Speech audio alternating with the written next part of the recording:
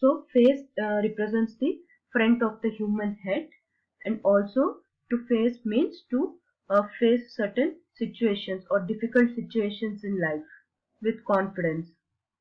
Next, lock.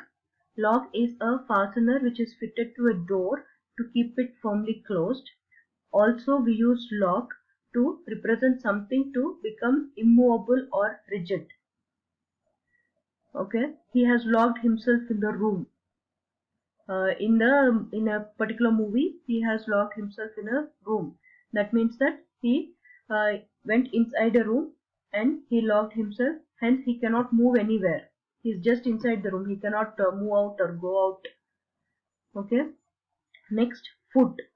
Foot represents the part of the human leg which is below the ankle. Also, foot represents the base of the hill or the starting point of the hill. We say the foot of a hill.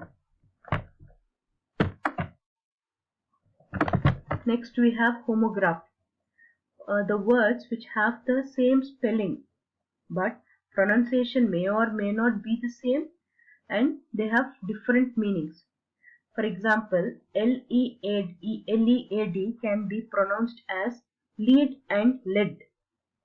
Okay, lead is nothing but to lead a team, or the head of the organization or the head of the institute or the head of the project, he leads the team, okay, towards success. And we have lead. It's a type of a metal. Next, ROW. Row is a fight between two teams or two parties. And row is also a kind of stick, long stick, which is used to propel a boat to move forward. We push the process of pushing the boat backward so that we move forward in the boat. We do it with the help of a long stick kind of thing, and the process is called as rowing. Next we have, and those sticks are called as oars. Next we have project, Project. Project is nothing but a plan or a proposal. For example, he has designed a project or he has developed a project to construct a bridge across a river. We also use the word in the form of project. Project means to hurl or put forward something or to throw something or to cause a shadow or image fall upon a surface. For example, during a presentation, we use a projector to project the slides on the screen. Okay, that is another usage of the word project. Next, MINUTE, 1 minute. 1 minute, which represents 60 seconds. Also, we pronounce it as minute. Minute means very small. Other examples are bat. Bat, which represents a mammal, a winged mammal. Also, it represents a cricket bat. Here the pronunciation is same, but meanings are completely different. But in case of tear, the pronunciation is different. Now, tear means to tear a page or to separate a page from a book. Next, TEAR, tears. When a person cries, he gets tears from his eyes. Tear, tear. Though the spelling is same, pronunciation and meanings are different. Next, produce means to create or make.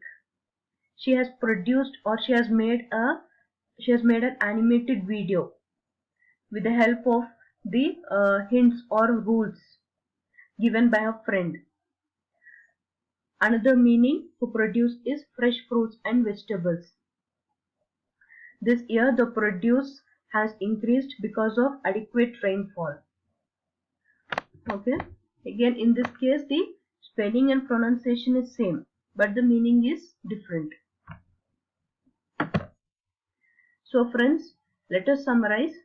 Now under the category of semantics, semantics is nothing but the study of meaning of words and phrases.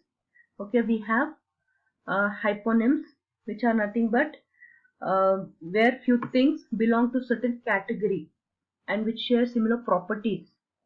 For example, fruit. If we call it as a superordinate, then apple, mango, banana, all these are called as hyponyms because they come under the same category. Okay, next we have learned homophones. Homophones are nothing but the words which have different spelling and different meaning but same pronunciation. Next, homonyms. Homonyms are the words, okay, which have same spelling, same pronunciation but different unrelated meanings. Different or unrelated meanings.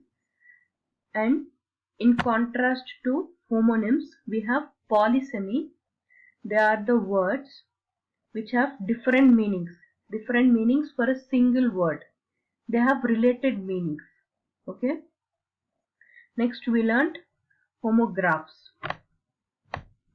Okay, homographs are the words wherein spellings are same and pronunciation may or may not be the same and meanings are completely different.